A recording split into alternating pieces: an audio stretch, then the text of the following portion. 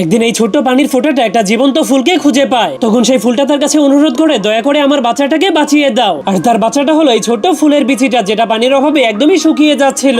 যা দেখার পর সেই ছোট্ট পানির ফোঁটাটার মনে হয় সে ওই বীজটাকে বাঁচাতে পারবে না, কিন্তু তবুও সে তার পুরো শক্তি দিয়ে সেই বীজটাকে বাঁচানোর চেষ্টা করে। যার ফলে তখনই সেই বীজের ভিতর থেকে ছোট্ট একটা গাছ বের হয়ে আসে। এজন্য মা ফুলটা তার বাচ্চাকে বেঁচে যেতে দেখে অনেক খুশি হয়ে সেই ছোট্ট পানির ফোঁটাটাকে মন থেকে অনেক অনেক ধন্যবাদ দিতে শুরু করে। কিন্তু তখনই পানির ফোঁটাটার মনটা অনেক খারাপ হয়ে যায়, কারণ সে তার সামনের মরুভূমিটাকে দেখার পর তার বাচ্চাদের কথা মনে পড়ে গিয়েছিল। কারণ এর আগে সে একটা সবুজ জঙ্গলের মধ্যে তার ছোট ছোট বাচ্চাদের সঙ্গে অনেক শান্তিতে বসবাস করত। কিন্তু একদিন সে তার ভবিষ্যতের কথা চিন্তা করে অনেক টেনশনে পড়ে যায়। এজন্য সে তার সব থেকে প্রিয় বন্ধু ছোট ভালুককে জিজ্ঞেস করে, তুমি বলো আমি শুকিয়ে যাওয়ার হাত থেকে কিভাবে বাঁচবো? তখন ভালুকটা তাকে বলে, যদি তুমি এখান থেকে সমুদ্রে যেতে পারো তাহলে কখনোই শুকাবে না। যা শোনার পর পানির ফোঁটাটা বলতে শুরু করে, কিন্তু আমার এই ছোট ছোট বাচ্চাগুলোকে এখানে একা ফেলে কিভাবে সমুদ্রে যাব? তবুও সে তার বাচ্চাগুলোকে একা ফেলে ভালুকটাকে বলে, আমাকে সেখানে নিয়ে যাও। এরপর তারা জলদি